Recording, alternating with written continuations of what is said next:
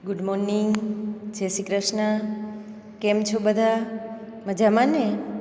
આજે હવે આપણે આગળ અભ્યાસ માટે પેપર નંબર 7 અને મેઇન ગુજરાતી, જેમાં એકમ 4માં આપણે સાહિત્ય કૃતિઓ વિશે અભ્યાસ કરતા હતા, બરાબર? હવે તેમાં ભરતેશ્વર બાહુબલી રાસ વિશે ભણ્યા, ત્યારબાદ પ્રેમ પચીસી, અને હવે આવે છે અખે ગીતા. અખે ગીતા એ અખા દ્વારા લખાયેલી કૃતિ જ, અને આમ પણ એવું કહેવાય છે કે અખો છે ને એક વેદાંતી વિચારધારાનો કવિ છે. અખાના તમે છપાવો જો, 53 કરતા તિલક ગયા, જપમાળાના નાકા ગયા, આંધળો સસરો અને સળગટ વહુ ચાલ્યા સહુ કથા સાંભળવા. વેદાંતી વિચારધારાને વળગી રહી અને એ એક સૂત્ર વારંવાર બોલતા, બ્રહ્મ સત્ય અને જગત મિથ્યા છે. બ્રહ્મ સત્ય અને આ જગત છે એ મિથ્યા છે. જીવ જ બ્રહ્મ છે અને જીવ બ્રહ્મથી અલગ નથી. એનો સમયકાળ છે એ 1652ની આસપાસ ગણવામાં આવે છે. મધ્યકાલીન ગુજરાતી સાહિત્યમાં અખોએ બીજા બધા સાહિત્યકારો અને ભક્ત કવિઓ કરતાં જુદો તરી આવે છે. અખો શિરોમોર વેદાંતી વિચારસરણીથી ભરેલો, અને એટલે એમને એક શિરોમોર તરીકે ઓળખવામાં આવે છે. તેમની રચનાઓ દીર્ઘ છે, અને એ દીર્ઘ રચનાઓમાં 2 છે, એક અનુભવ બિંદુ અને અખે ગીતા.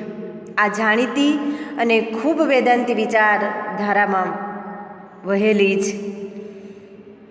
એનો એક જ આશય હતો, એક જ ધ્યેય હતો કે લોકો સુધી સંદેશો પહોંચાડવો છે. કયો? તો કે બ્રહ્મ સત્ય અને જગત મિથ્યા. કોના દ્વારા પહોંચશે? અને પછી એની અનુભવ બિંદુ અને અખે ગીતા એમ 2 કૃતિઓની રચના કરી. મધ્યકાલીન ગુજરાતી સાહિત્યના સર્જનમાં, એમના ખેડાણમાં અખાનો ફાળો એ ખૂબ છે. અખાનો જન્મ, એમનું જીવન કવન, એમના વિશે આપણે એફઆઈમાં ભણી જ ગયા છે, બરાબર? એટલે ફરી પાછી એમની ચર્ચા કરવાની જરૂર નથી. અખે ગીતા વિશે આપણે જોઈએ કે ગુજરાતમાં વેદાંતી કવિઓ, અને એમાં પણ અખો એ ઈસવીસન 1649માં બ્રહ્મ વિદ્યાનું શ્યામક નિરૂપણ કરતી અખે ગીતા કૃતિ લખી છે. ક્યારે લખાણી? તો કે 1649. અને 40 કડવામાં દર 4 કડવાના અંતે એક પદ, એમ 10 પદોમાં આ કૃતિની રચના થઈ. 40 કડવા, દર 4 કડવાના અંતે એક પદ, અને એમ 10 પદોમાં આ કૃતિની રચના કરવામાં આવી. બધી જ કૃતિઓ કરતાં, બધા જ સર્જન કરતાં અખાના આ અખે ગીતા એ એક ઉત્તમ રચના, એક શ્રેષ્ઠ રચના, એક વિશાળ ફલક પર લખાયેલી રચના છે. અદ્વૈત પદ અને એમની પ્રાપ્તિનો માર્ગ બતાવવાનું એક કાવ્ય, એક ધ્યેય અહીં પ્રગટે છે. બ્રહ્મ વિદ્યાનું જ્ઞાન આપવા અખો તૈયાર થાય છે. અને એમ પણ કહે છે કે જ્ઞાન ગુરુ વિના ગમ્ય નથી. કૃતિના આરંભે જ ગુરુસ્તુતિ કરી અને અજ્ઞાની જીવની દુર્દશાનું અખો વિગતે નિરૂપણ કરાવે છે. એ માણસ છે એ મારું મારું કરવામાં એટલો બધો આ મોહ માયામાં ઊંડો ઉતરી ગયો છે. એને બહાર લાવવા માટે અખાએ અખે ગીતામાં ખૂબ સરસ વર્ણન કરેલું છે. અજ્ઞાન, ગુરુ વિના કોઈ એમ કે અમે તો પાર કરી ગયા છે જીવન, પણ ગુરુ વિના જ્ઞાન ન મળે. ગુરુ ગોવિંદ દોનો ખડે કિસકો લાગુ પાય, બલિહારી ગુરુદેવ કી જીને ગોવિંદ દિયો બધાય. ગુરુથી જ ઈશ્વરની પણ પ્રાપ્તિ થાય છે. એટલે અખો કહે છે કે જ્ઞાન ગુરુ વિના ગમ્ય નથી. ગુરુ વિના જ્ઞાન ગમે એટલું હોય તો પણ એ ગમતું નથી, યોગ્ય નથી. આ મોહ માયામાંથી બહાર નીકળી અને સદગુરુના સાનિધ્યમાં રહી સુખની પ્રાપ્તિ કરવા માટેનો એક માર્ગ બતાવે છે.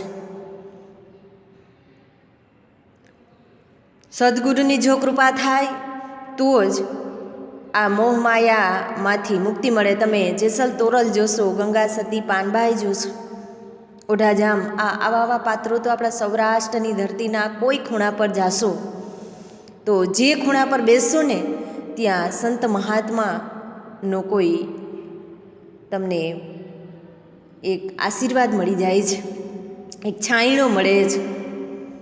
કોઈ પણ સૌરાષ્ટ્રના કોઈ પણ ખૂણા પર જાશો, કોઈ ગામડામાં જાશો તો ત્યાં પણ તમને કોઈ એવી વાત સાંભળવા મળશે કે અમારા ગામમાં લીરબાઈમાં થઈ ગયા છે, અમારા ગામમાં જેસલ તોરલની કચ્છ બાજુ જાશો તો જેસલ તોરલની સમાધિ જોવા મળશે.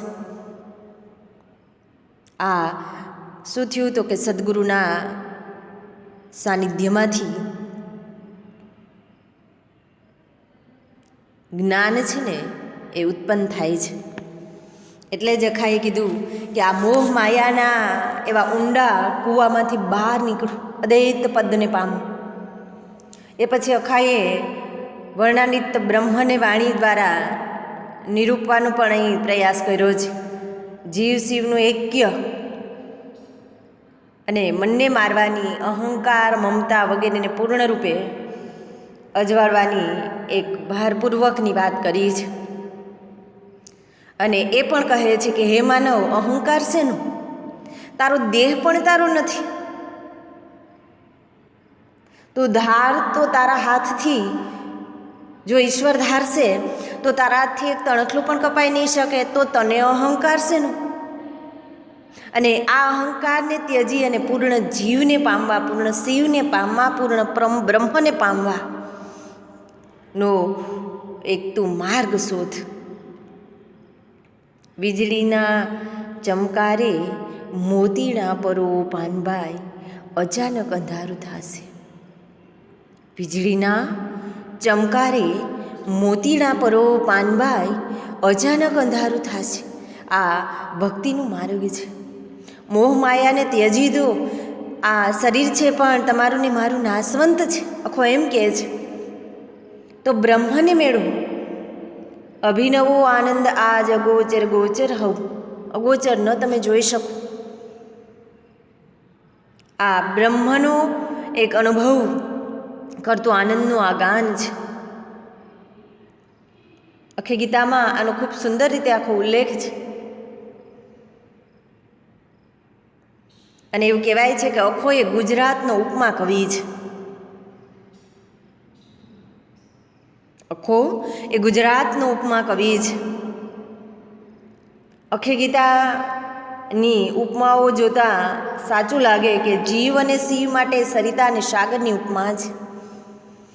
જ્ઞાન શુદ્ધિ ચિત્ત માટે શરદ ઋતુના નિર્મળ નીરની ઉપમા હૃદયંગમ રીતે જ અખાએ અહીં મૂકી છે. તમે હું કે દુનિયાનો કોઈ માણસ એ માયાવશ બની જાય છે. માયામાં ઊંડા ઉતરતા જઈએ એટલે આપણે એમાં લપેટાતા જતા જઈએ છીએ. પહેલાંનો માણસ ખેતરમાં સૂઈને પણ આનંદ મેળવી શકતો હતો. આજે બંગલાઓની વચ્ચે પણ માણસ છે એ દબાયેલો, જકડાયેલો છે.